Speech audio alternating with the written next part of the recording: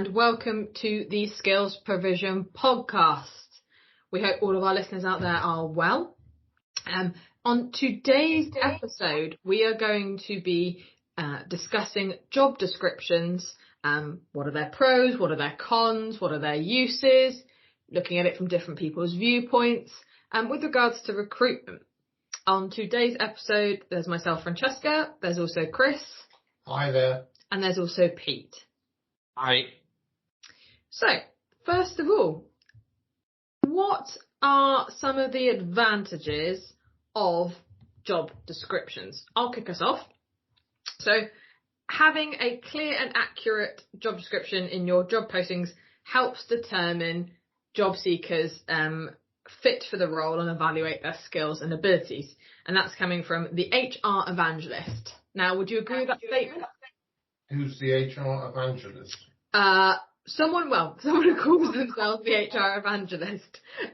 So in terms of, they've kind of appointed themselves as that, but it's to do with Sprout PH from accurate job descriptions. So do you believe that having a job description is an accurate and clear way of showcasing what the job is going to entail? I would make it simpler than that. You don't go shopping unless you know what you want to buy. And the job description is a means of, creating a shopping list covering the areas that you think are important. If that's what the HR evangelist said, then I agree. If it's not what he said, then I disagree. So, from my perspective, when I have a job description from a company and they're wanting us to say, I don't know, a electrical engineer, they may have on paper what they describe as their perfect candidate. And anyone out there who's ever been involved in recruitment will know that their wish lists can be short, they can be long, and some of them can just be ridiculous when they're looking for that perfect candidate. So those job descriptions can be sometimes too specific, in my opinion, and it doesn't always encompass actually looking for someone that is necessarily realistically going to be out there. They're looking for that perfect fit, but how often do you ever find the perfect fit for a job? Rarely, especially in the IT sector where you said about the shopping list of requirements. And as you know, we've stopped working with some of the world leaders in that area because their job descriptions are completely unrealistic. Pete, you obviously help and have helped a lot with regards to creation of adverts and kind of making sure that the adverts and things that we put out on our site are attractive for job seekers, but also kind of illustrate what is going to be expected with that role. What do you think about when a job description is shared from a company? Do you believe they are valuable? No. In this section, you're discussing the positives and pros of a job description, and because I am negative anti-job description in every shape and form, I have nothing to say. Okay. Until we come to the part on the negativity of the job descriptions and how they are killing the job market. Okay. I'll come back to you then. So, some other benefits. They can help with the filtering process, because if you do have that list of key requirements that someone might have, it does mean that you have something to compare it to. So it may be that they need to have this qualification. Well, if they don't have that qualification and it's not listed, it can help with that filtering process. But, and this is something that we'll come back to on the disadvantages, it doesn't necessarily account for every eventuality. Could I just say something here? Employers have to start somewhere. Mm-hmm. Yeah. And where do they start? If they don't have a job description, how are they going to communicate internally and externally what they're actually looking for? I think it's important to look at it, and we'll come on to this perhaps a bit further on, is that to look at it from both sides, from the actual physical necessary recruitment point of view and then an internal point of view, because there are differences between what you need to be putting out from an advert point of view versus what you may have internally for the HR team. So having that job description in-house from an HR perspective, obviously they're going to be wanting to have clear guidelines and clear things that are expected of the candidate, because it can help with management of the candidate's performance and knowing what that candidate should be doing. And equally for the candidate, it acts as kind of a level of protectionism, and it's like, well, in my job description I have been told to do this and that, and if it's not mentioned, then sometimes that can help protect them. And this is something where I know, Pete, you said you don't see it as a positive, but I wanted to ask you, because you're involved heavily with our profile system, and job seekers often are applying for specific roles, do you see that job descriptions and job adverts that are advertised can be helpful for those job seekers when creating their resumes or profiles, because they're looking to address specific words or specific key terms that perhaps someone has put in an advert? The problem when discussing job descriptions, adverts, recruitment is to break it down into online. So recruitment as a process traditionally is probably heavily biased towards having quality job descriptions, which lead into quality employment contracts, and how can you source people in the traditional sphere without that information. Then when you go online, the game changes dramatically, and the need for the job description becomes grey. There was always a need for an employment contract, so the key elements of the employment contract are exactly the same as the key elements of a job description. Generally, these are the jobs that you're going to be employed to do, and those are the key elements, which don't have to go into big reams of a big document of a job description, because it's not needed. And as I'll get into on this podcast, can be counterproductive in terms of sourcing talent and quality. So this is where online operates one way, traditional operates another. There is crossover, but there are also unique differences between the pair. And I think that a lot of the time when we're discussing recruitment as a subject,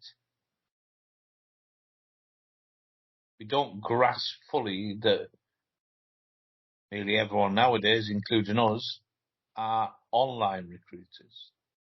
But going back to your point about the crossover, of course, the keyword, especially internally at skills provision, the keywords and the words used on a profile, combined with the keywords and words used on a CV resume,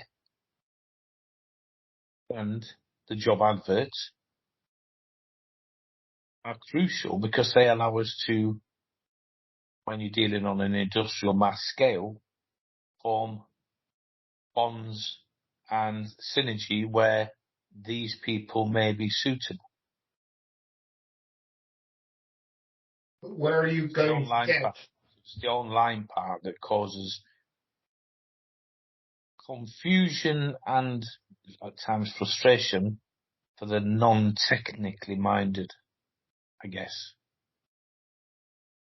Okay, we'll come back onto the more of the negative or the downsides perhaps of job descriptions. Chris, what other positives would you say there are to job descriptions? If I'm an employer, my approach would be that I have to sell the situation internally before I even attempt to go externally to look for workers. And there needs to be a communication tool. Keywords just won't appear from nowhere. They have to be put down somewhere. And a convenient means of doing that is within a job description. I could run through the main aspects that you'd expect to see within a job description, but most of those would be known to anyone who's been involved in the recruitment market. But there are wider issues such as cultural fit that needs to be covered within job descriptions, which is often omitted. So to me, if you haven't got a job description that's been approved internally, you're not ready to go to market. I think that's an interesting point, though, in terms of it's often, and again, this is probably swinging towards the negative, is that job descriptions state the factual aspects about, or the specific parts that they're wanting to see. But often when you have a discussion, or I find when I have a discussion with a company about the type of person they're looking for, those are the sort of things that, unless you have a conversation and kind of break those down, those are often the things that you don't necessarily see in the job description. It is more about the person, and that is where a job description doesn't really factor in necessarily about a person. It factors in about their potential certifications, their potential, do you know what I mean? It might say, oh, we'd like someone that is high attention to detail or something like that, but it doesn't necessarily mean that person is going to present those skills. I'm not sure if I've articulated that very well. Well, what I would say is we're discussing the difference between no job description, a poor job description, an adequate job description, and a good job description. And you've got to have something to work from. If we get a phone call from someone saying, oh, we need you to find us a whatever it is, what's our first question going to be? Have you got a job description that you can share with us? Because we need to have a point of reference from which we can start. I would say that most job descriptions are inadequate when you receive them for the first time, but even if they're only at 60, 70, 80%, that is still better than nothing. It is very rare that we receive a job description that we don't amend before we go to market to look for people. And again, we'll come on to this discussion about job descriptions not necessarily being fit for purpose, but I think it's important to note that on certain roles, I definitely think, especially where there is niche specialisms and they're very unique positions, you do need that more informed guidance from a company. But for those more general roles where there is not a lot of necessarily difference from one place to another, so maybe hairdressing, okay, the types of hair you might be cutting might be different, but typically the processes that you're doing will be very similar, so you wouldn't necessarily need that level of support and that content in a job description, because it's going to be very much matter of fact. Things like, okay, your working hours might be something that's different, or the pay, etc. But those are all separate things. So I don't agree entirely with your statement, but I don't disagree entirely with it. I think, again, it comes on a case-by-case basis with the type of role you are recruiting for. And where you are recruiting it for as well. To use your hairdressing one or another fairly low-level skill jobs, things like waiting and waitressing, you've got completely different markets in different parts of the world and different expectations. The Middle East is not forced down all the isms that we have in the West. And if they don't want people to have tattoos, they simply say no tattoos. If they don't want people with piercings, they say no piercings. Yeah, and I think that is something actually that then, I thought we've listed some positives and things, and I think now that kind of leads on to potentially the more negative side of job descriptions, in that the universal, there is no way to universally have a job description that applies to everything, because we are international recruiters. So for us, the job description we may receive for one particular location wouldn't necessarily apply for someone from another location. When working with Pete, he's always saying to me about things like such as the driving license or the qualification. It's like, well, actually, will that qualification be something that someone can get in their home country, or will that driving license actually be valid in these locations? Pete, did you want to add something there? Oh, no, it's fine. No.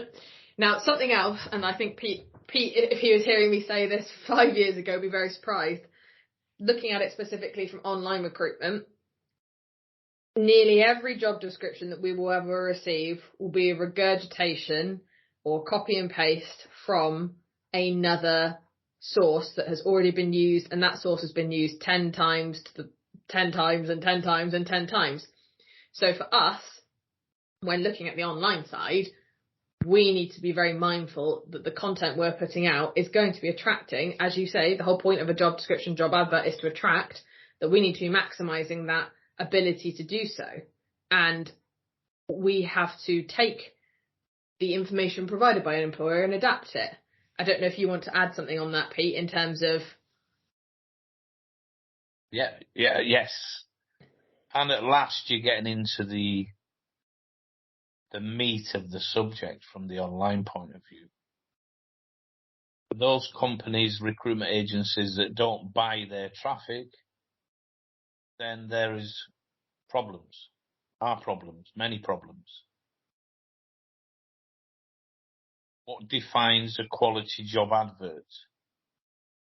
Well, at the top of that list, underlined many times, is the word visibility. Because without the visibility, there are 0 applicants. So it starts with visibility. Probably continues with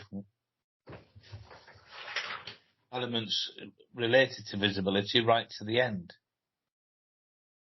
So how do we produce visibility?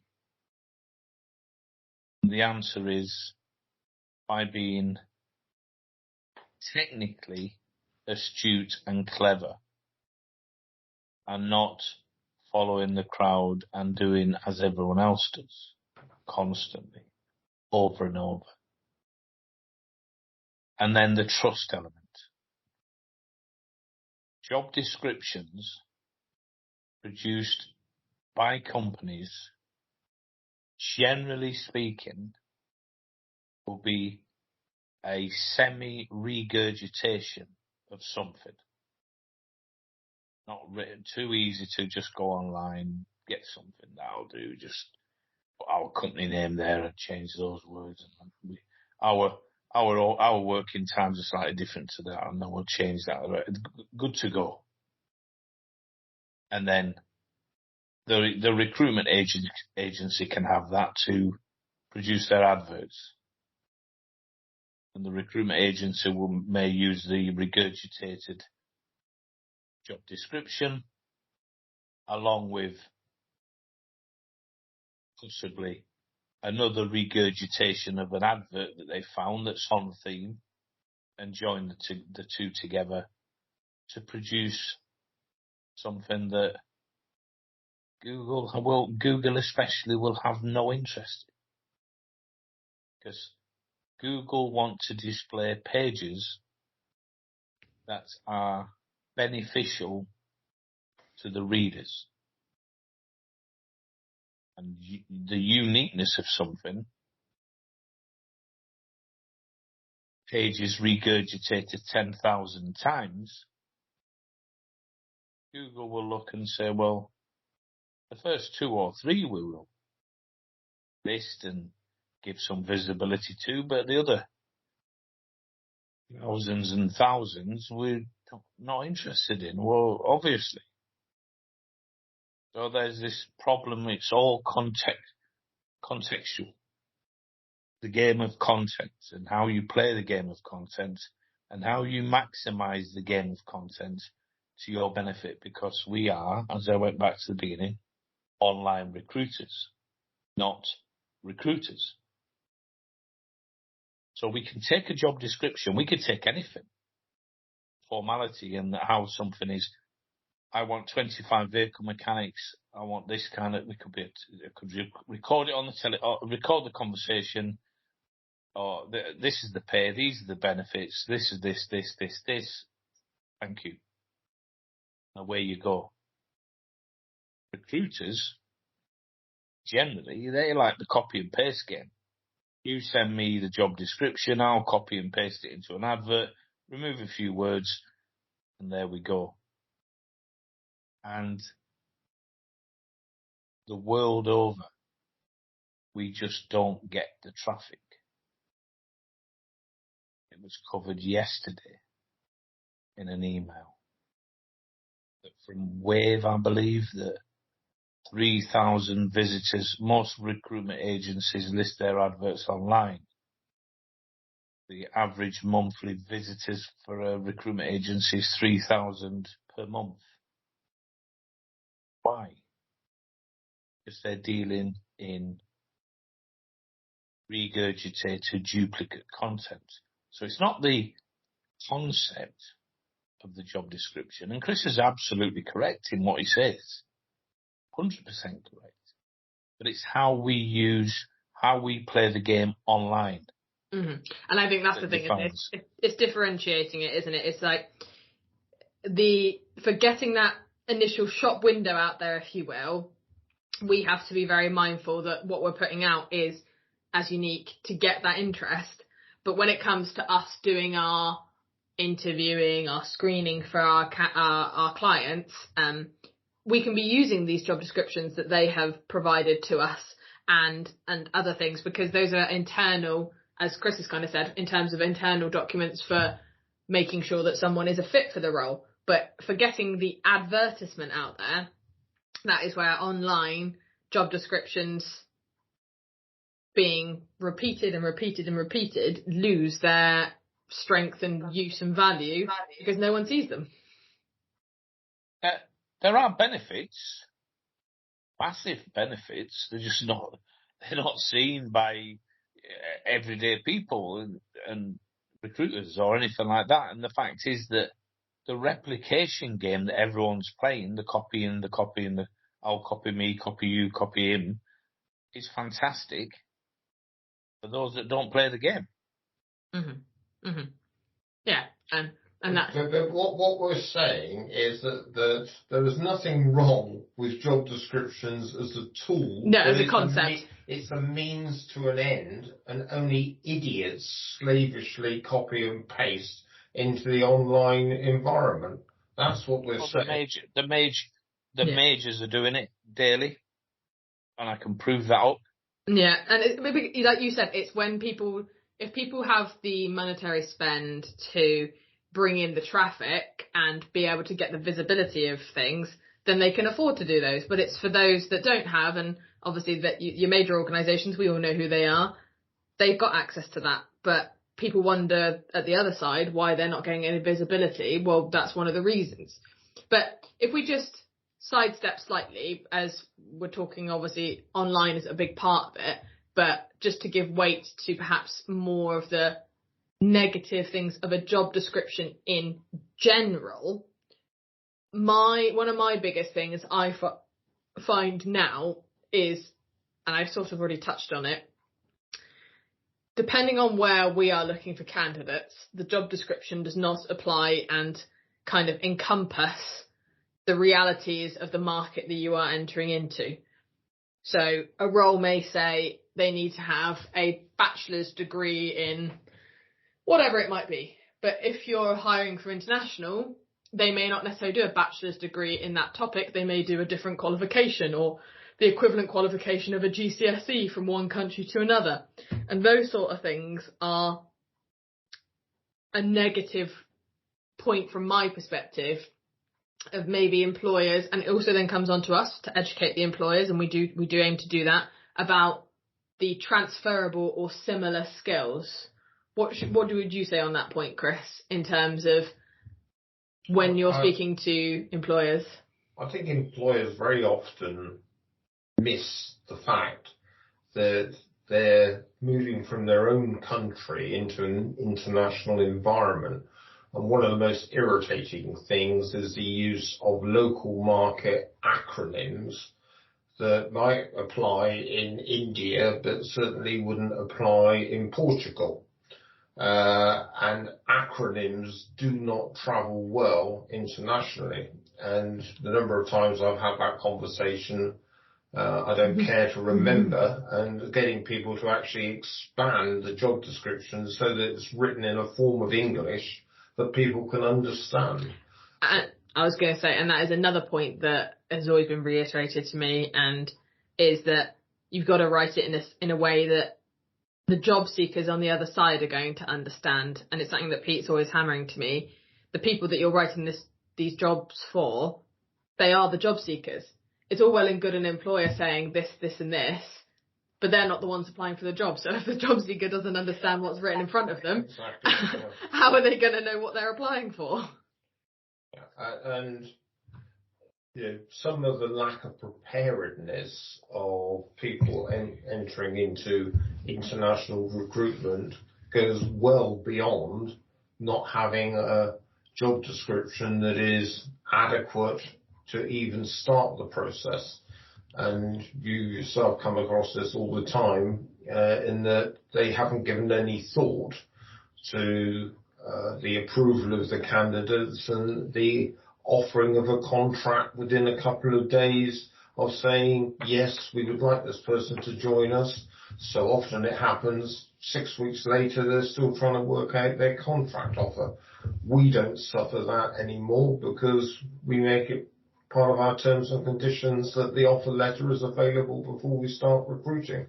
But that's sometimes why international recruitment can appear to take an inordinate length of time.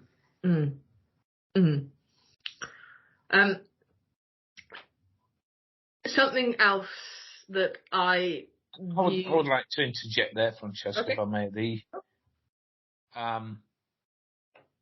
Talking about the fit, the qualifications, and all this kind of stuff, is that as a former vehicle mechanic in the forces, I worked with, over my period of time, roughly worked alongside or managed about 5,000 mechanics. Some big places with a lot of people, and also on the flip side of some small places as well. Now, the head and shoulders standout mechanic out of those 5,000 wasn't actually a vehicle mechanic. It was an Albanian living in Kosovo, aircraft mechanic. So, and this is where I believe, and I'll get into it in a little bit in depth later, that we should be working, this is where we should be doing a skills provision, and other people and organisations should be considering it as well. Because we have a database, a vast database of candidates. What we should be doing when people come knocking is working with them in terms of who we have available and the fit of those that we have available. Because as Chris rightly said, and Francesca as well, that they come and they want this, they want 5 years, this qualification, this qualification, this qualification. Well, one, the availability is probably going to be tight, and two, why? And then and that question of why then sort of makes them think, well, yeah, why? Why are you after that kind of person when you can have these people and within 3 months train them up and they'll be the best mechanics you've ever had? And they're chefs. You've They're literally, fish cutters.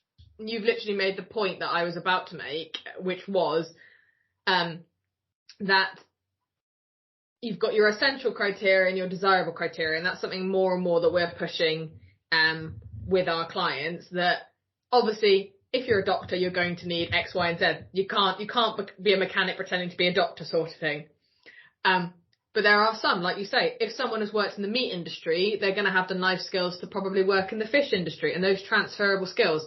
And I saw something the other day, and I can't remember who'd written it, so I can't quote who'd said it, but basically, if a candidate can do 80% of the job, you should hire them, because the other 20% is probably something they can learn. I would agree 100%. Yeah. And it goes on to say, and I know we often refer to your son as an example, whereby they may have a remit, or us as a recruiter, we have a remit to find X position, but X position, you're competing against 1,000 different companies that are looking for that. So the likelihood of not finding that person is quite high. But there is someone else that can do most of the job, so why not hire? So someone they're wanting a lead pipe fitter or whatever, and well, this person doesn't actually have the experience but has the transferable skills, so then they've hired them. And it is being aware that those living in an ideal world thinking that the perfect person is going to come along, you may get lucky, and that's not to say that it never happens. We all have those success stories where someone has ticked every single box, but it's very, very unlikely. But you also get the other situation. We've got one at present where the senior executive team defined the job description for a role, and we came up with probably 6 or 7 close matches as we saw them, only for the operational team to say, oh, these are too high powered for the role. So yes. This indeed reinforces the need to have the internal discussions very early on to agree between the parties within an organisation exactly what they do want. And that was going to be my kind of last point before I sort of move this discussion on, was that often the people that I am dealing with, or us as recruiters are dealing with, are often going to be the HR team or talent acquisition or whoever it may be. And they are our point of contact, and the job descriptions and things that they maybe have provided are not necessarily going to be a true reflection of what it is like on the shop floor or in the elements, because they are not the ones that are operating in those. And it's those additional things that maybe they might have the skeleton of the job, but those additional things that someone who's in the coalface 24/7, the manager, the senior engineer, whatever it might be, that is actually going to manage this person, can offer that missing part, the actual key aspects that they are looking for beyond just, can they tick this box? And it's a what's the right word? The tick boxing exercise to say, yes, they have this, yes, they have that. But unfortunately, being able to have access to those people are often the ones that are the busiest, that don't necessarily have the time to support the recruitment process. But that just reinforces what I said a couple of minutes ago. You need to sell the job description internally before you try to go external with it. Mm-hmm. And we suffer that problem, not hugely, but the one I just cited is very irritating, because you've basically done all the work and you're within, you think, a couple of interviews and you'll have your placement. Whereas in this situation, we're going to have to step back, try and evolve what they actually do want, because they did not have that conversation internally. Mm. Some organisations, I know a few, have take the HR and the decision makers from the nice warm offices, and they go and work alongside or manually or whatever the workforce. Tom Allchurch at Recycle had all the office staff working out on on the slag heaps, processing coal, shoveling it onto the belts for 1 week, come rain, shine, or whatever. So they knew what it was like. They knew what the job entailed. They knew the kind of people that it was suitable to, rather than, because if you're sitting in those nice warm offices with the doors and windows shut and all you're doing is answering emails and telephone calls, how can you make uniform decisions on who is good and who isn't good when you've never done the job? Exactly. And that's why and when it comes to the interview process, that is when hopefully, those that do have more of that know-how of what the job is really like are then involved. But from my perspective as a recruiter, that can be frustrating when then they turn around and say, well, no, none of these are quite right because they don't have this and this and this, when we found 10 people that, based on the information we've been provided, are what they're looking for. But it's a challenge. Yeah, which raises the point that these people should be involved initially.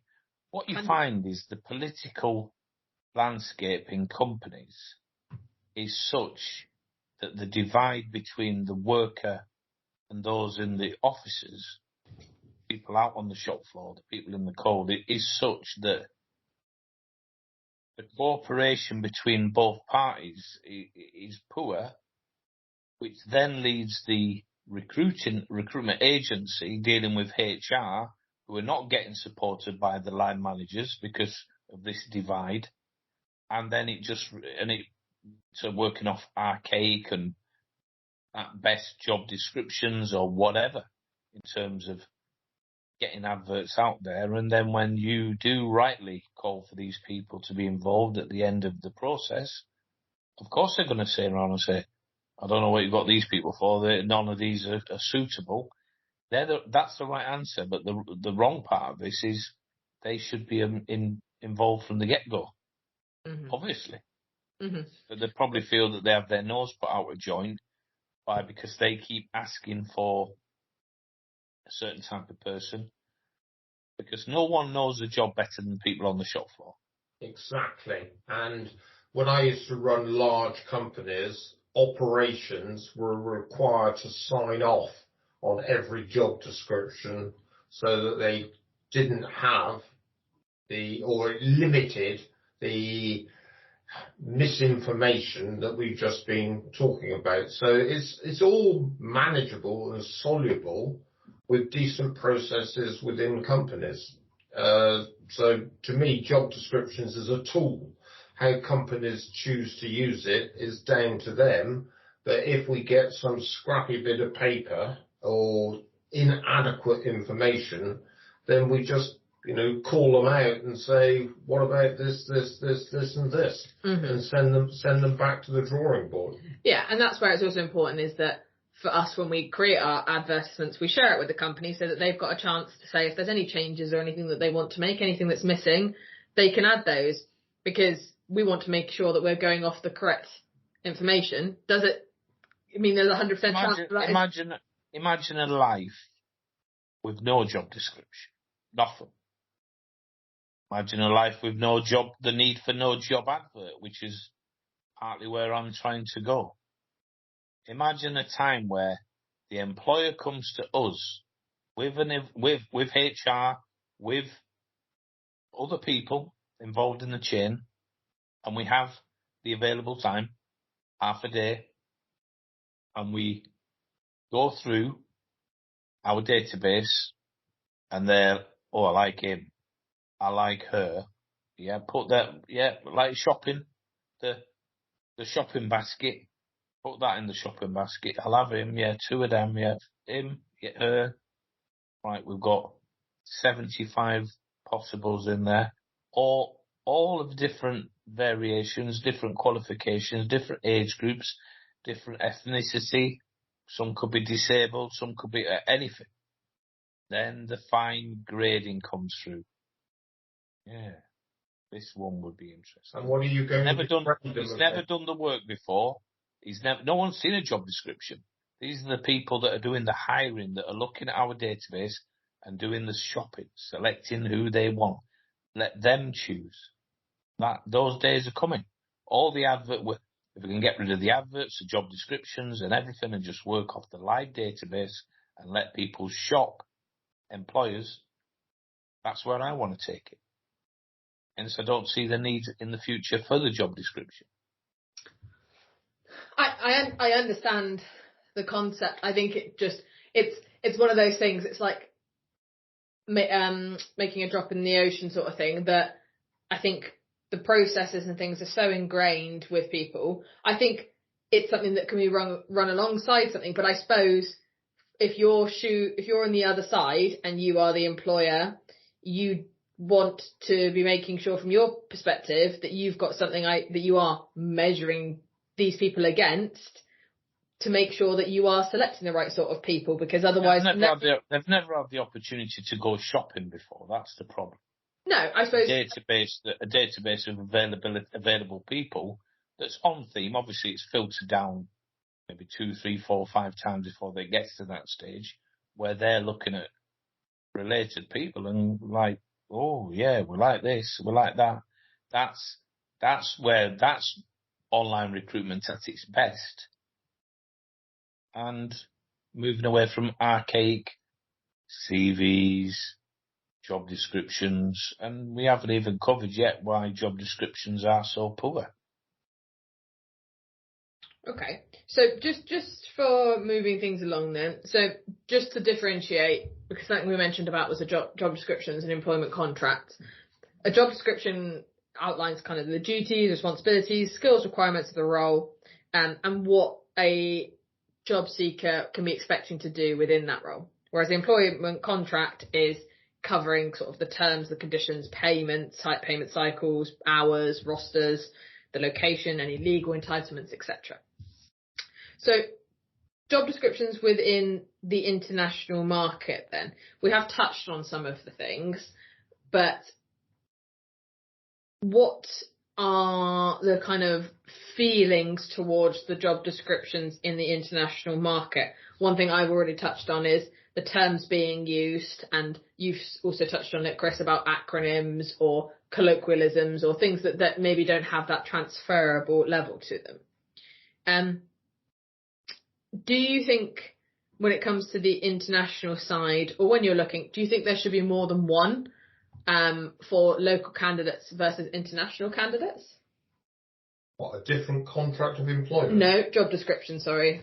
In terms of, do you think that when you're looking in the local market, for example, so say you are a UK business looking in the UK, do you think you should be looking based on one kind of remit and then looking for something different when you're looking internationally? Or do you think you should be looking for the same? No, they're looking for the skills that they require to fulfill the role that they want the people to do. It doesn't matter whether they come from the planet Zog, Greenland or Greenwich. Mm-hmm. It shouldn't matter at all. But one thing I'd like to just go back to, all companies operate on a hierarchical basis, and I just don't ever see people having their complete management teams sifting through a short list of candidates. That's why they have hierarchical structures, so that different people do different roles. Mm-hmm. And it's like we kind of said, wasn't it, about the operational staff are often the reason that they don't get involved in things is because they are in that coalface all the time. So for them being able to step back and be involved in a process such as that, whilst it could help the business massively by reducing wastage in terms of the time and interviewing incorrect people because they're getting more involved in it, the realisticness of it all may never get there. I think the main problem is that operations, the people that are going to be using these workers, are not involved in the decision making adequately. And why businesses don't do that, I don't know. We find it much more effective when we're dealing with clients, if we're dealing with operational people, because they know what they want. Whereas sometimes board directors are too divorced from the realities, and HR may not have any feeling at all for operational matters. But we're not there to tell companies how they should structure themselves. No, but we can advise and make suggestions about those that should be included. Is there anything else or people involved? Something that I like to try and make sure I know is that who is going to be involved in the interview process for a candidate, so that is someone going to be making those decisions that is going to be actually utilising them or be involved in the management. And basically, that sort of information should be in a top quality job description. Yeah, not necessarily something that's going to go, just to be clear, not something that's going to go out, not an outwardly facing like job advert on the online, but something for us as a recruiter to be discussing with our candidates. Yes. Well, you might remember this from a few years ago when we were more heavily into IT than we are at the moment, is that some of the big boys, they wanted to have 7 rounds of interviews. Now, that was just, in my opinion, ridiculous. We tried it for a little while. The number of placements we made were very, very small, and there was zero profitability to actual losses trying to work with these people. Now, to me, at absolute most, you need 3 interview levels. Absolute most. I believe that in most organisations that actually know what they want, they should be able to do it with a couple of rounds. And establishing that process up front can save you an awful lot of time. Mm. Pete, in terms of, because you're the furthest removed in this conversation from dealing with employers day to day, what's your viewpoint on the employers want to hold on to job descriptions, or HRs wanting to use job descriptions? Are there any kind of thoughts or feelings you have? I think that the level of hypocrisy is quite high from recruitment agencies, because I hear it said a lot that the employer, they don't even know who they're looking for. They're not recruitment ready. We've got all these people, we've wasted I don't know how much time, and now the goalposts are changing again. And you think, who's the fool? The employer that you know is not ready.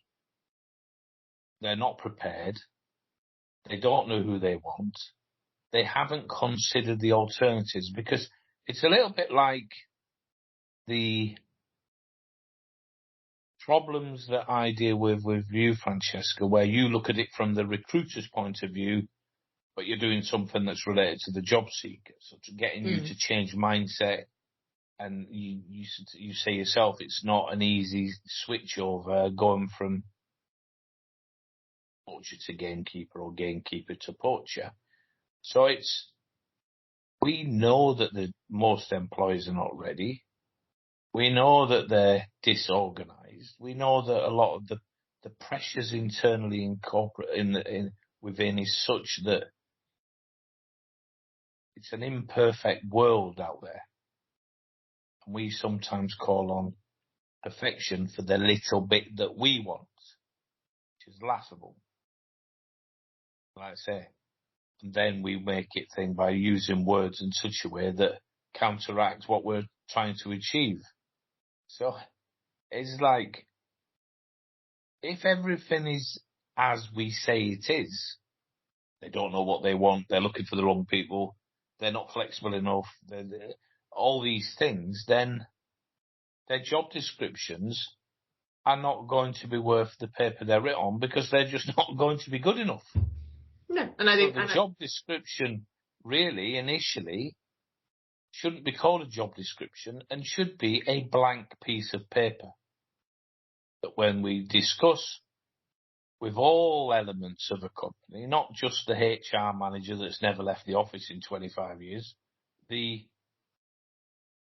who are you actually after and why, and then putting our own suggestions in and looking at our own availability database to see who's out there, which, all right, we might not have specifics, but it will give us a generic for who's available, who we can find, and then into alternatives, which we talk about, where they won't have even thought about. A bit like the job advert, you start talking about job adverts, job descriptions, and you start getting into the semantic, into the complicated area of duplicate content and all that, and he's like, well, it's not even related. Well, it is related massively if you want to be successful. And it's this success. How are we more successful? How are recruiters more successful? By being more aligned to the employer and not just saying, pass me your job description. Well, I know you're rubbish. We'll not discuss that. I know the fact that you even want to use an agency shows that you're not that good. So now can you pass me your job descriptions that I know are going to be crap and all this? Why? And it all comes down to, like, Forbes reported, the job description is obsolete. These written statements of responsibilities, duties, required qualifications, and reporting relationships of a position are ineffective. For startups, they can be even harmful, losing a chance to make a connection with a critical hire and to notify a company's brand message. In many ways, the ineffectiveness of job descriptions and the need to rethink how to approach potential job candidates reflects significant changes in the talent marketplace. Why is talent so hard to find? Half of all small businesses say the top challenge they face is hiring new employees. Goes on to a little bit of data. Even business owners and managers who nod in agreement at the statement may not fully appreciate the reasons for the challenge. First, hiring has become a buyer's market. The most talented people, the ones that can take a company to a new level, are secure in their positions and are looking for new jobs passively, if at all. These are the people least likely to be engaged by a job description. No wonder. Job descriptions tend to be one size fits all. Bland overviews written from a company point of view. This approach can be satisfactory for entry-level jobs, but it will not hook passive job seekers at a higher level. For that, a hiring manager and HR partner should spend time together to really understand the business needs. Finding employees, angels. Consider a new approach to attracting talent after proven fundraising. I'm not really sure what this is going into. Actually, I was reading this. Netflix a decade ago. One company that tapped into this idea early was Netflix back in 2009. Netflix unveiled its original culture deck, its 129-page slideshare, which laid out the 7 aspects of its culture for current and potential employees in compelling detail. Job applicants who went through the culture deck found all sorts of details about the company's values, descriptions describing the ideal candidate as you focus on great results rather than processes. You learn rapidly and eagerly, and you contribute effectively outside of your speciality. Netflix summarized its approach this way. Entertainment, like friendship, is a fundamental human need. It changes how we feel and gives us common ground. Netflix is better entertainment at lower cost and greater scale than the world has ever seen. We want to entertain everyone and work that make the world smile.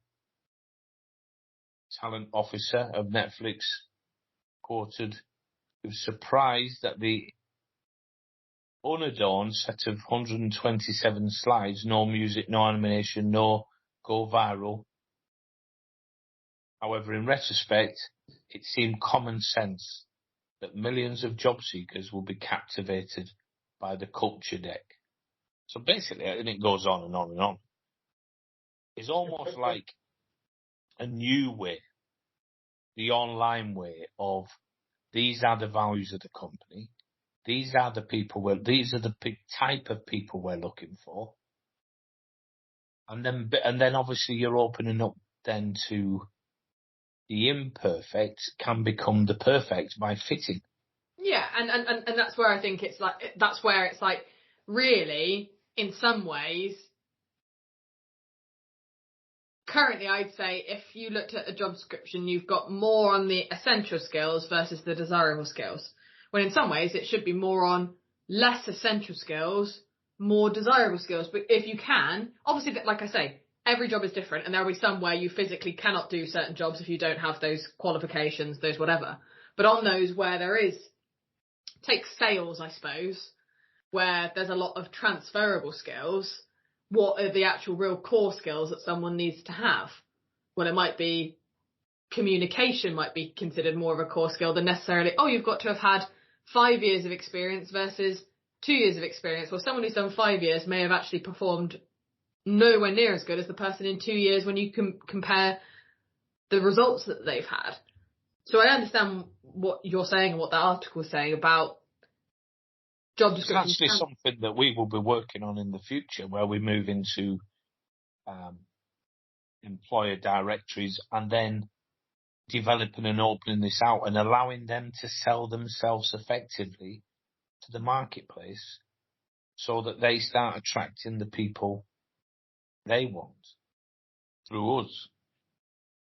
Because you can imagine that if it's, and I see it all the time in the adverts that we're banging out, that this sort of like, you need this, you need this, you need this, you need this, you need this, you need this, you need. It's like, what happens when they're not, and if they're not available? It's almost like, so you just turn around to the HR and the recruiter and say, and what if they're not available? And they just look at you puzzled, like, well, you just go further afield, go to Africa or go to such and such. You're like, yeah, well, what if they're not there? These techies, they get that much pay, like they're not available.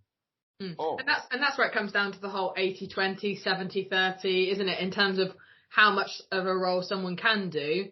And that's again something that we try to educate our employers, is that they need to be open-minded, and when we're presenting to them, we are giving a wide spectrum of candidates, from those that are perhaps overqualified to those that are qualified to those that may be slightly underqualified.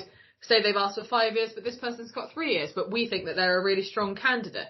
We are for advocating for those that we think can do the job, and obviously we are not in that company day in, day out, and that's something that we do have to obviously respect. But what we can do is advise and give guidance from what we see in the marketplace, or what we see as our experience. But which businesses are being successful in international recruitment? Those that are investing in the process. That actually you've got to be interested in this, yeah, definitely. Yeah, and they are prepared to go against the general norms, the extra mile, and they provide top quality information, and they make it easy for the recruiter to understand their objectives, which makes it easier for the recruiter to be able to create unique adverts for the internet, which is the main catchment area these days. It makes it easier for people viewing it to answer a lot of their questions from the information provided. and decide whether the culture within the company advertising for people or the agency on behalf of the company are producing something that is of interest to them. Now, whether you call it a culture deck or whatever you call it, it doesn't matter. It's all about the quality of the information. Yeah, and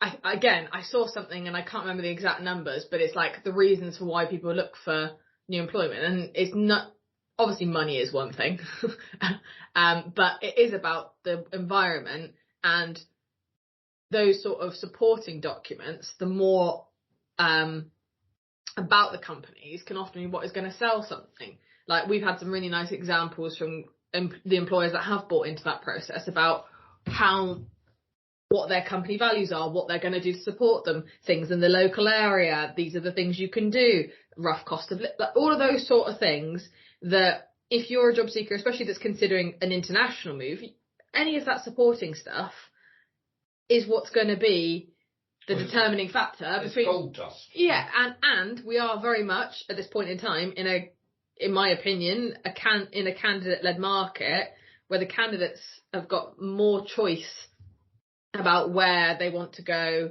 what roles they want to take up necessarily, rather than employers expecting, well, we're just going to chuck this out there.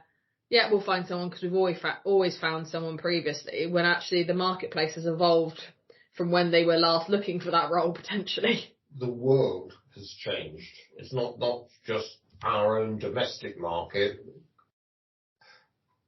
The whole of Europe is suffering skills shortages as well, as is North America. Yeah.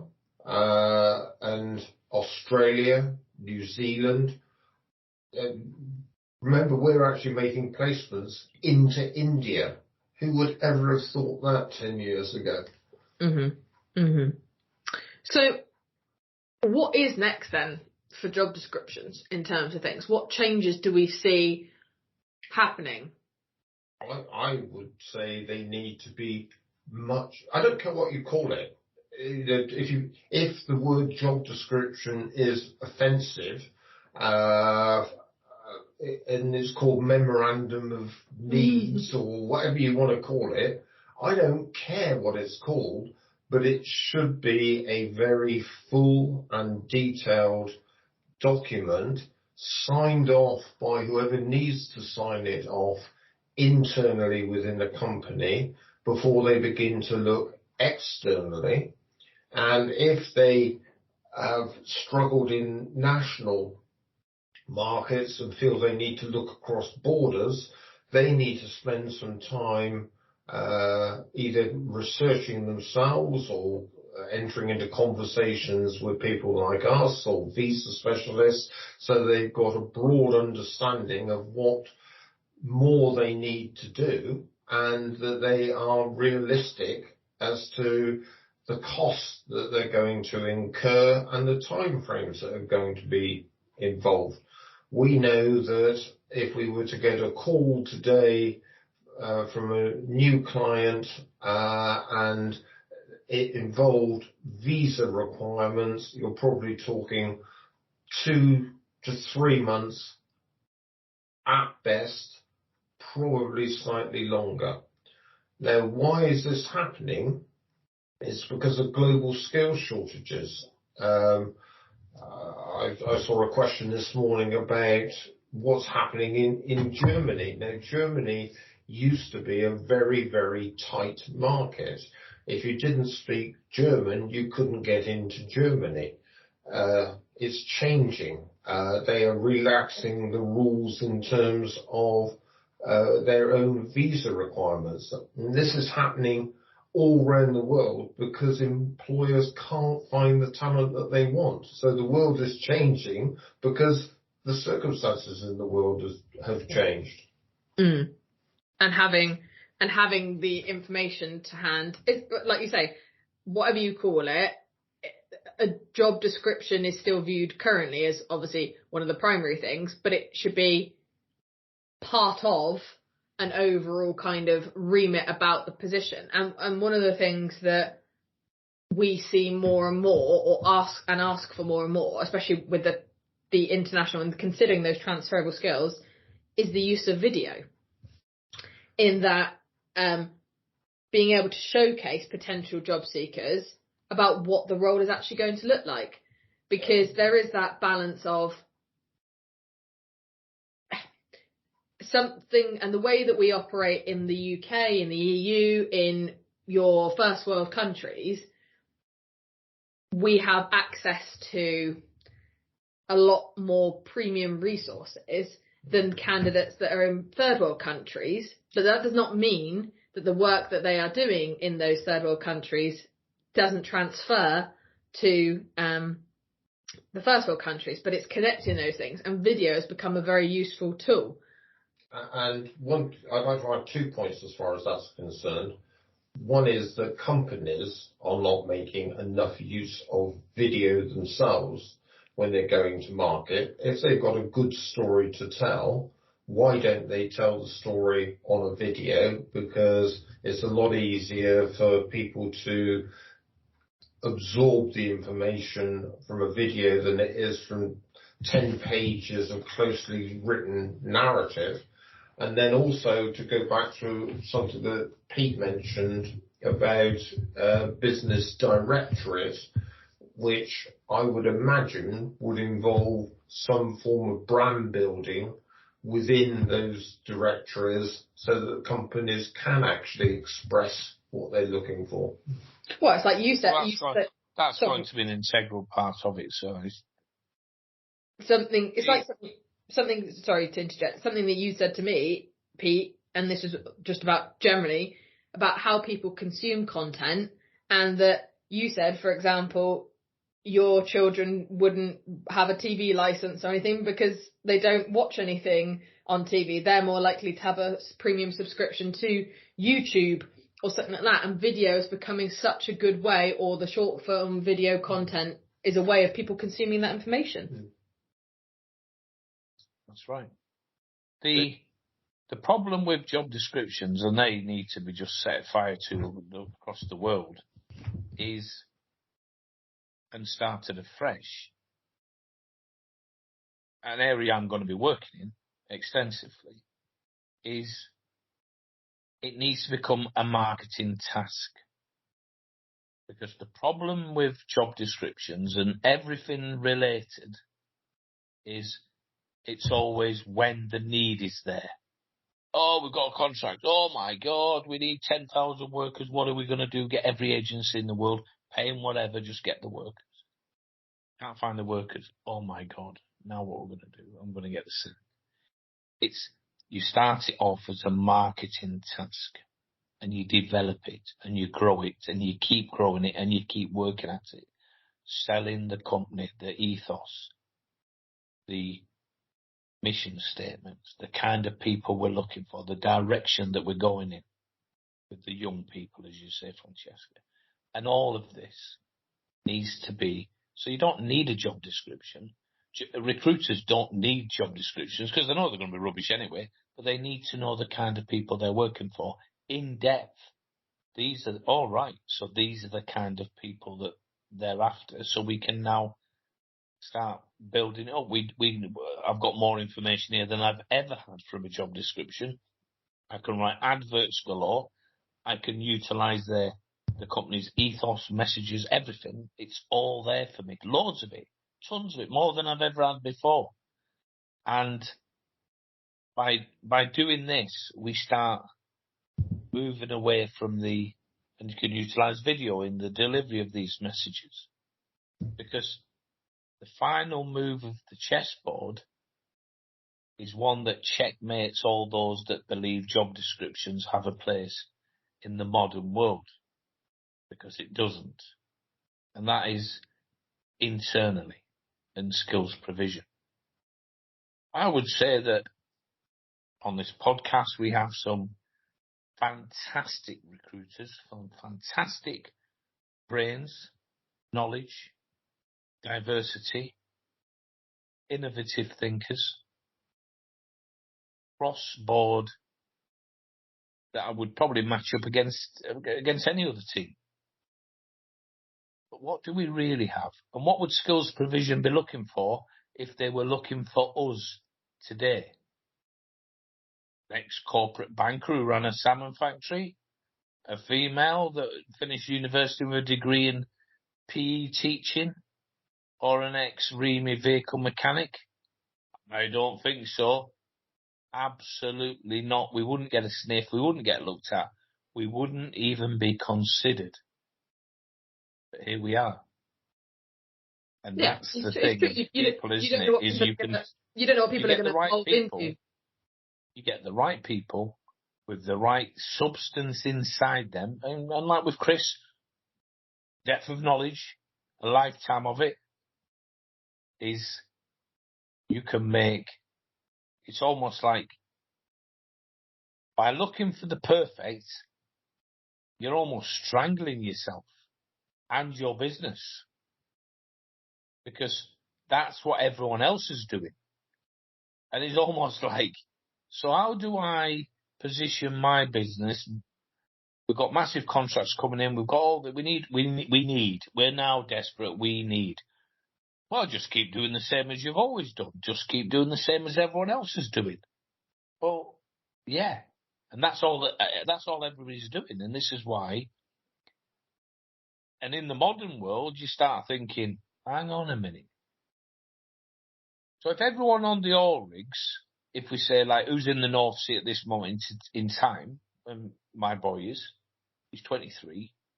So anyone that's doing artisan type work in the North Sea at this moment in time, what's the average age? And it was like 50. Well, it won't be far off. High 40s, maybe low 50s. So 20, like, where's the future then? 10, 15 years time. Where are the next batch actually coming from? We don't want to know. We don't want to talk about it. We don't want to think about it because we don't have the answer. And this is where, by taking complicated subjects like the job description and more so the problems that the job description doesn't answer, the sourcing, the imperfect is probably the thing, or selling the company ethos, message, brand, and as we said earlier with Netflix, their talent deck or whatever it was called, is giving companies out there the tools to start selling themselves so that people are lining up for a job. So you've got this constant conveyor belt spitting them in. Oh yeah, boy, these are good. Yeah, we'll take. And that's what we're moving away from. It's the what sometimes suffocates the online is the traditional, because traditional thinkers are trying to make traditional ideals fit their model or fit their brains. It comes from business to business, doesn't it, as well? It's like, because the way a business has done something versus the way another business does something completely different, and what team that they've got within that and the people that they've got within that. And there are some people that definitely, and some businesses that you talk to, are definitely a lot more forward thinking. And then there are some where, through various different reasons, can't be forward. You have to be forward thinking. I mean, but also it's almost like fighting the battles on your terms. Bing, Microsoft went up against Google search for like forever and blew God knows how much money. Trillion, maybe not far off. We'll beat them. We just got more money, and Google were just sat there unconquerable. Still are, maybe. And then Bing went, tell you what, we'll fight you in a different battlefield with different tools, and we'll now use something called Chat GPT, and we'll change the whole game. And Google are then, we haven't thought about that. We're not making any progress in it. And then the whole game starts getting changed. And this is it's fast moving. So you go to companies, you speak to companies, and what are you doing? What do you mean? and they haven't even got a job description for the jobs they're wanting to. And you're like, well, is that it? Is that how your company? Is that the way you want to go? But we don't know what we're doing in this HR kind of thing. And recruitment is the core of development, because without recruitment, there's no growth. So it's almost like people like me, it's my job to absorb these. And the problems are good, because the problems make you come out with the solution, if you can clever enough to develop them, and then give the tools back to the user, the employer. And that's what we tend to do. We're doing it with the job seekers, with the profiles. We're going to be doing it with the employers. The same kind of thing is allowing for this free movement of people, where the restrictions imposed by things like job descriptions are just not even out there. The cleaner that's now working in ICI could be the next CEO of a massive software company, but doesn't even know it. Yeah, there's a lot more options now, isn't there, out there? Whereas, back when you went to school, Chris, it's like you do this, you do that, and there are certain pathways, and that was the only pathway that was available. But it's now, even for me, compared to when I went to school, the options are out there now. If I could go back and do things again, I would do things completely differently, because it's evolved so much in. How long ago did I go to school? You mean you would listen? I wouldn't go so far to say that. That's asking a bit much, to be honest. I think obviously this is going off topic slightly, but when you're in school, you're so young to make informed decisions at that age that can impact your future. That's a lot to be putting on your shoulders, when realistically, it's almost like, I feel like what should happen is when you finish, you should get chucked into 2 or 3, almost do like a placement year, if you will, and you pick your 3 industries that you're going to go into, that you might think you want to go into, and you do 3-4 month placements at those, and then it gives you a better understanding of realistically what it's going to be like. Well, you listen. Tell you what, I'm gonna copyright that idea a minute. Let me just. Or you just listen, and then you can make uniform decisions that you're right. And it does start at the young age, where it's almost like the schools are giving too much power to the young people, and getting them to be their own masters of their own destiny. And they're just like, well, that sounds good. Let's have a go at that. But I like playing tennis. Go down the sports road. I'm never going to earn anything. I'll probably never get a job, but that'll do. But actually, at the same time, it kind of goes back to the point you made about why we are where we are and why we do well at what we do, is that because we went down those different routes, actually, sometimes that can be a positive. And that's the kind of thing that I've been talking about, where the imperfect can actually be the perfect. People look at us and say, well, I wouldn't have you guys doing my recruitment. But actually, because you're not, it's almost like that you're not tainted by convention. Yeah, you think differently. That this is what we need. This is what we need in this organisation. We need people that have got the strength to stand up and the strength not to follow the status quo, to rock the boat, not follow the status quo, and to make changes that will. Because it's almost like we're at this, the 5th industrial revolution or whatever. It's change time, and people that were coming to us are still batting. They're still batting off the where are these people? Hang on, you came to us 5 years ago saying exactly the same thing with the same piece of paper and things. What have you done? Well, nothing. Mm-hmm. I'll pay 20% more, 30%. See, this is the problem in corporate land, because it's money. I'll just pay more. It will work to some degree, but it won't you can't buy your way out of everything. And whilst you can buy your way out of manpower, actually bods on the ground, the quality of those people, well, That's And it's often, questionable, isn't it? and it's often a short term thing, isn't it? Someone's going to move for that short term 5p increase. Well, then 6 months later, someone else down the road might offer another 5, and it's not a long term solution. But just to continue the conversation and towards where we see the future going, obviously you touched on ChatGPT, and that is something that seems to be being heavily used with regards to different things. I know I shared it wasn't necessarily just for recruitment, but an article the other day saying about that people were using it to work multiple full-time jobs because it could do 80% of their job.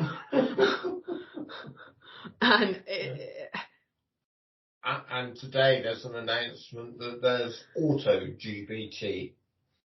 So, the things are moving forward at pace. But just to come back to what we're talking about education.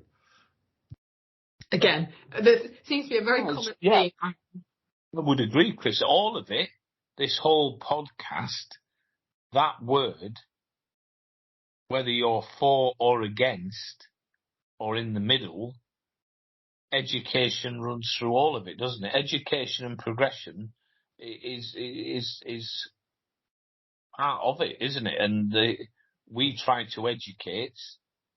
We struggle, obviously. But what can we do?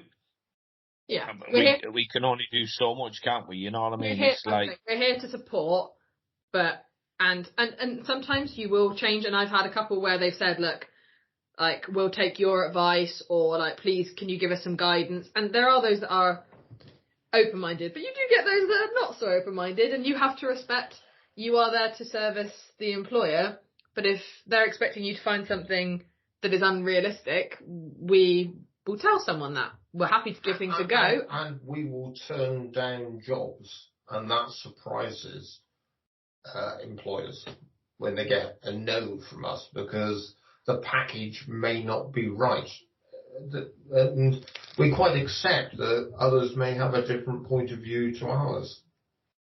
But, what I would say the most encouraging thing for us as a business recently has been old customers coming back for more people, recent companies introducing us to other companies, which must be the best form of endorsement you can probably get. So we've had an hour or so knocking the systems, but in many ways they are still working. Just to pause you on that though, Chris, but actually, if we'd gone, yes, we're obviously seeing the success, but that is because the actions that we're doing are going against those norms. So the reasons why we're getting the visibility is because we're making these changes. The reason we're doing this is because we're doing this, and So it proves that our variation of the model within recruitment is actually working. And I need to almost go back to the opening comment about call it what you will, but a job description or whatever it's going to be called, needs to be there. But it needs to be there for the employer as much as it needs to be there for the recruiter. And it is but a tool on the journey towards successful recruitment. And also for the employee or job seeker, it's a tool. Yeah. The amount of times I get asked is like, do you have a job description? Can you tell me more about the requirements? And I'll say, yes, I do. But it is, as you say, a mere tool. So Pete, let me ask you a question. Then, if you had to do 3 things to better educate the employer on the need to be better prepared before they enter into the international recruitment market, what would be your advice? It's at the bottom of your own workforce. The T-boys, the cleaning staff, and work your way upwards and get promote internally. Unbiased genuine feedback from all on the company, the mistakes being made, the good and the bad. Almost like those sitting in the big chairs at the top, generally,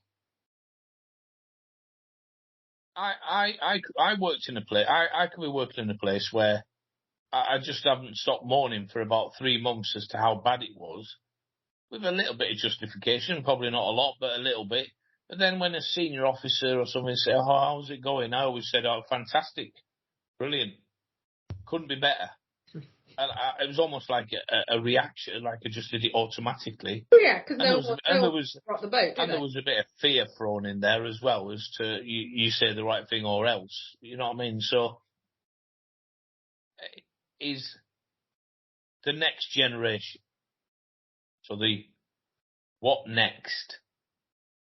Like, we're doing things this way. Let's just fast forward 20 years. What will be our marketing approach? What will be our hiring approach? What will be our everything approach in 20 years' time? Because those need to start being adapted today. So you're ahead of the pack and not behind the pack. And finally, I would start using AI.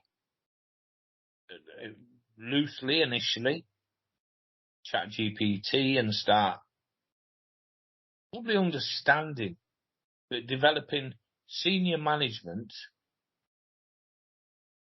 I once played golf with the colonel of a logistics battalion. I'd left the military, but my wife was still serving, so I was still on the fringes. I was playing down the golf course quite a lot. And this one morning, his name was Peter. I was playing golf with this colonel, who was a very nice, pleasant guy. And he was on about something, and I can't remember exactly what point he raised. And I laughed. I don't think he took my laugh in a nice way, and sort of, what are you laughing at? I went, "Well, everyone's going to say that to you, sir, aren't they?" "What do you mean?" I said, "Well, whatever you say, people are nodding." "No, they're not." "Okay." And the friends I was playing golf with, they disappeared, ran off. They were like, they just laughed. Yeah, I'm going to remove myself from a situation where I could get burned here. They were still serving, so they were just having none of it, laughed, and just ran off with their trolleys in different directions. And he said... Or is that more of a testament as to how bad they were at golfers, because their balls were all over the place? I think it was more fear and self-preservation of get me the hell away from Pete, because he's not in the army anymore, and he's just having a go at the colonel. Now, so we had a chat, and to be fair, he sort of listened to what I had to say. He didn't believe a word. There you go. And he was annoyed a little bit, I think. I'd forgot all about it straight away, really. 2 weeks later, back down the golf course, he came running up to me. Pete, let's go and have a coffee. He said, "Unbelievable. Unbelievable." "What's that?" He said, thought long and hard about what you said. So much so that during the week, he started to test it out. "What do you mean?" He said, "Well, I was having these meetings with all the hierarchy within my battalion, and I started talking nonsense and rubbish." He used a bit more colourful language than that. And everyone just kept nodding. All of them. People that I got the utmost respect for. People that knew I was talking crap were nodding away. He said I did it 3 times. Not one person within my whole hierarchy came up to me and said, "Right out of order there." Big time. No one. Because there you go. I said, it's sort of trained. What you don't see sir, because you're at the top of the tree, people are ingrained to nod. Often before you've even opened your mouth, the nodding starts, regardless of what comes out. And it goes, it's just human. It's like human nature. Oh, it's hierarchy again. It's And it's this utilizing AI, but keeping that in mind from a managerial point of view. The bots won't lie, see, so the bots are going to be more factual, obviously, whereas people are going to have their own agendas, probably more than anything else. Yeah, ulterior motives. To utilize bots to it's almost like to be more successful as an organisation. Where are we going? Where should we be going? Who's saying what and why? And who's just agreeing with the hierarchy? The hierarchy they all agree with anyone anyway. Everyone agrees with the CEO, agrees with such and such, agrees. It's just one agreement. And then outside the meeting, they're all saying, like, you don't know what he's talking about. And it's almost like the bots give us now the opportunity to be more.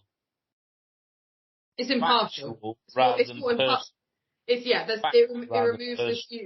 removes the human emotional part. It should be more factual and more impartial with giving information. Everyone knows that if you went to the boss and say, well, I don't agree with anything you've just said, well, if you're 100% right, the natural reaction of the boss initially is going to be temper. And this is where, like, so then it becomes an influence thing, whereas the HR manager goes to the I've told you I want these type of people, but they're wrong. But they're shouting and screaming and demanding and banging the desk. And the poor HR manager's like, well, right, yeah, okay.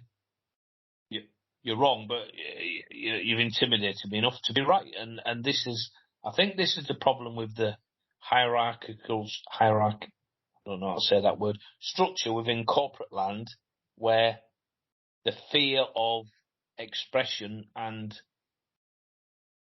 people moving and things.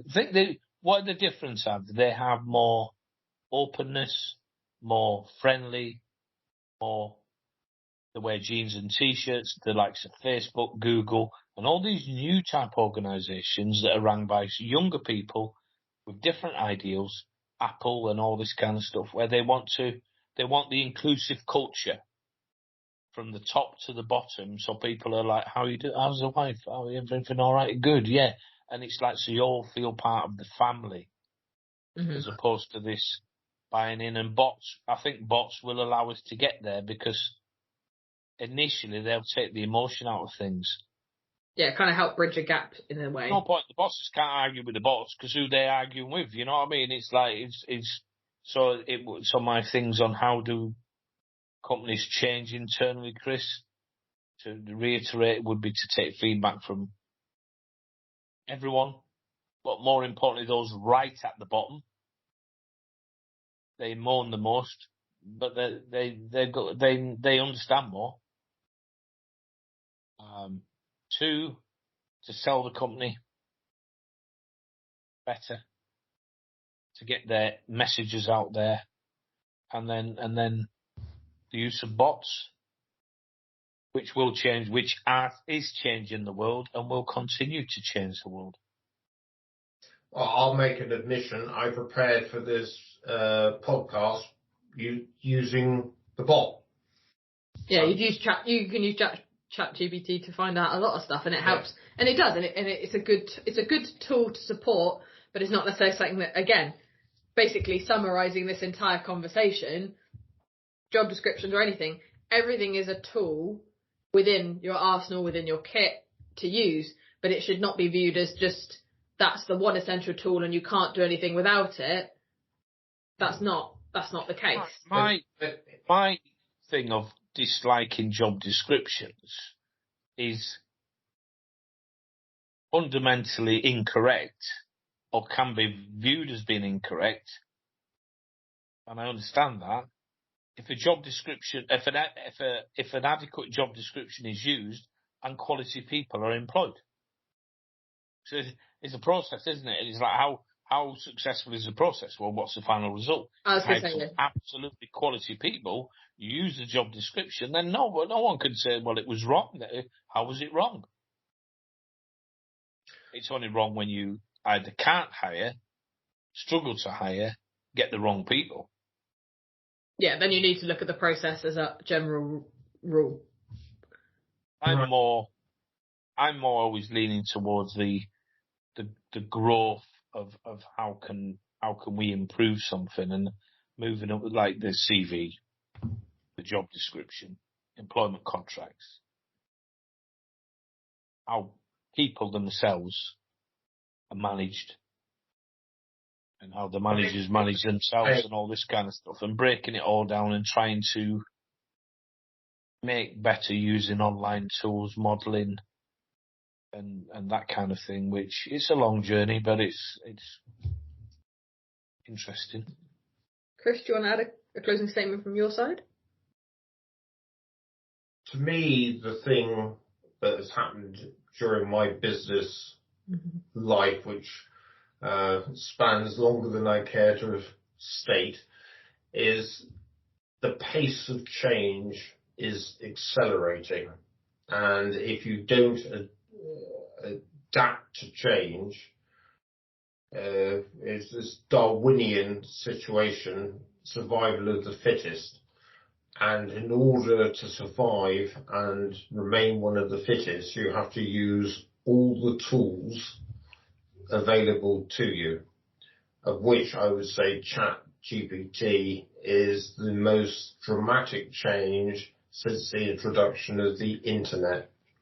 And I think it's going to involve massive movements, and automation is going to be eased by the use of it. And a lot of the people are going to find their positions squeezed. But, that has happened for hundreds of years. Squeeze, but also it's a tool that they can use to improve their performance within their jobs themselves. Absolutely. And also, Chris, and you sometimes look at yourself as more the elder statesman in the company, and some of the tech you can struggle with, but at least you had which I didn't, at least you had the forethought to, I'll use chat for this podcast. So, like, why didn't I think of that? I'm the one working on this stuff, and there's Chris pulling that one out at the end. Sorry, we will make sure we make a note, time, date, stamp, record that, so that we all know that he did do something smart with technology once in his life. Yeah. But I think it's going to be an ongoing thing. It'll be like, where's this information coming from? Oh no, and like anything, if the tools work smart, don't work hard. Yes. Where that can happen, do it. And where you see this, and again, it all comes down to what results do you get, don't you? Because if you're not getting good information and results from it, then you wouldn't use it, would you? No. So, right. Does anyone have anything else they want to add? Because if not, I'm going to wrap this episode up. Well, I think Pete and I have a different view on job descriptions. I still think that in-depth quality job descriptions used internally within a company are essential in the road of preparation before they start looking for people. No, I think Pete kind of acknowledged that in terms of you do see the value in them, but you also see a lot of value in removing them. So I think it's kind of, there's the swings and roundabouts, there's the catch-22 situation of there's the benefits and the drawbacks for either argument, but at the end of the day, as Pete acknowledged, what results come about, and that's the thing, is that if you found that not using a job description or not using the job description provided by an employer and going with your own interpretation or information, etc., so long as it's agreed, then, and you get the results and they've found the person that they wanted, well then That's perfect.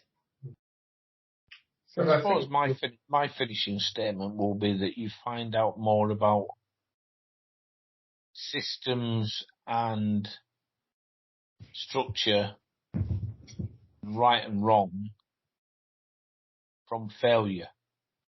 So, for example, where we have failed to find, where we have provided people and they haven't stayed the course of time, left early, or we present unsuitables within the client zone that we can then start looking at where was the areas, and this is the analysis part that obviously I do a lot of, where it's the failure that where we're struggling with is what identifies the failing areas, because if you only ever concentrate on the good, you're never going to adapt to change anything. No, or make progress. Yeah. And the willingness to make hard decisions, not allowing something just to drift on. Yeah. Yeah. Right. Well, for all our listeners out there, depending on what platform you are listening on, please like, share, subscribe, follow, and share this with anyone that you think might be interested. So from myself, Francesca, it's goodbye. Goodbye, everyone. And retweet, reshare, repost, everything. Get the message out there. Thank you. Take Goodbye. care, everyone, and we'll see you on the next episode.